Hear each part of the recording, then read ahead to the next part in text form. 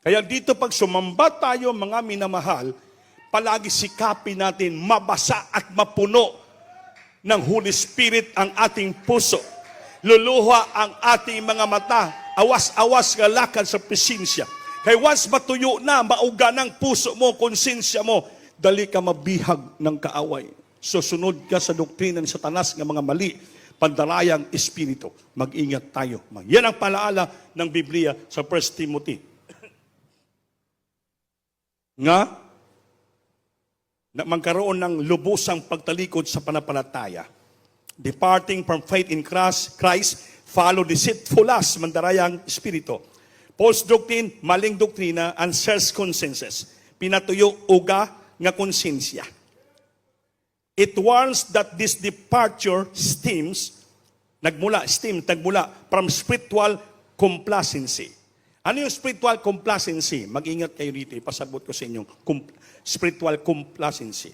Nagsibasamba ka dito, nagpapagamit ka, pero ano itong complacency? Spiritual complacency lang. Ano yon?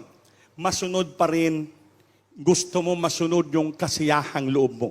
Gusto mo maging malipayon, maging masaya ang puso mo. Kaya kahit ginagamit ka rito, nagpapagamit ka pa rin sa labas ng sanlibutan.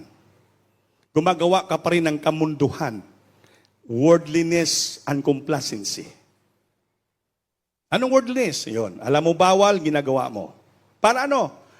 Basiyahan lang ang iyong puso. Amen. Hindi mag-amen. Nagsimula sa spiritual complacency. Kaya dito, sa church, may standard. Pag ginagamit ka rito, either you are a musician, instrumentalist, anong klaseng ginagamit ka rito? Pag nakita namin gumagawa ka ng makamunduhan, worldliness, complacency, spiritual complacency, lumagawa ka ng kalabag sa labas, malaman ka namin, suspindihon ka namin. Kaya kung masuspended yung mga anak nyo rito, dahil may ginagawa silang worldliness, complacency, spiritual complacency. Nagmula sa spiritual complacency. Kay gusto na nila, ginagamit sila dito, gusto pa rin nila siyahan ang puso nila, kahit bawal, ginagawa. Magdidate sa mga uyab. Ang mga ito nga complacency, para masiyahan, malipay ang kalang loob. Kahit alam nila bawal. So, may church standard, may church policy, may church government. Kaya masuspended namin mga anak mo, huwag kayong magalit.